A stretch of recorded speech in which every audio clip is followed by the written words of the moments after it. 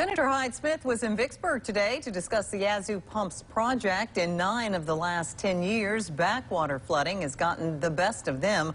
But 12 News' Alex Love is here to tell us why that soon may be changing. Alex? Many in high leadership positions were there. This is the most support the Yazoo Backwater Pump Project has ever had. The Environmental Protection Agency is now on board. So is the Army Corps of Engineers. Both Mississippi U.S. senators, the governor and lieutenant governor's office, they say they're ready to send the final draft of the plan. The flooding in the South Delta is a government-made problem. After back-to-back years of historic flooding with over 500,000 acres at one point underwater, the state and federal environment's most powerful leaders met in Vicksburg to push forward the backwater pumps. Originally authorized 40 years ago, and this is the final part of that project. It's been explained to me that it's like building a bathtub but without building the drain, and this is the drain.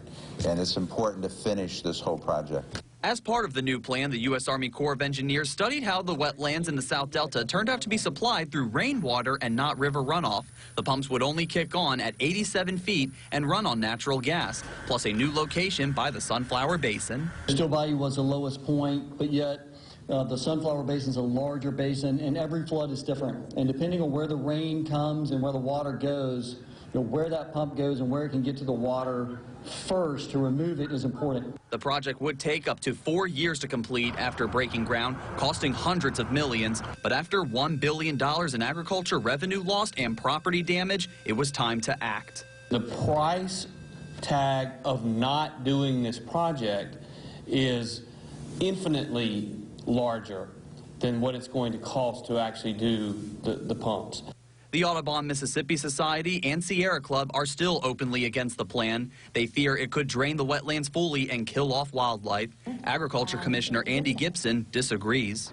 We care more about the land than anyone because we work it every day. We depend on it. The flooding certainly is an environmental disaster, not only for our farmers and for the agricultural economy of the South Delta, but for the wildlife that used to live here. Some of the funding is already available, but the rest will be voted on in Congress later this year if the ROD gets finalized.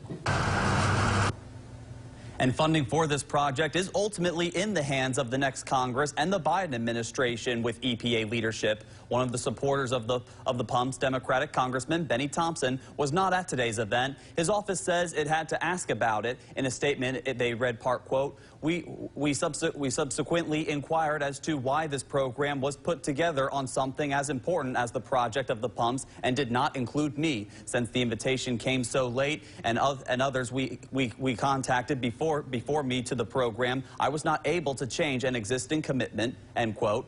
Melanie, back to you.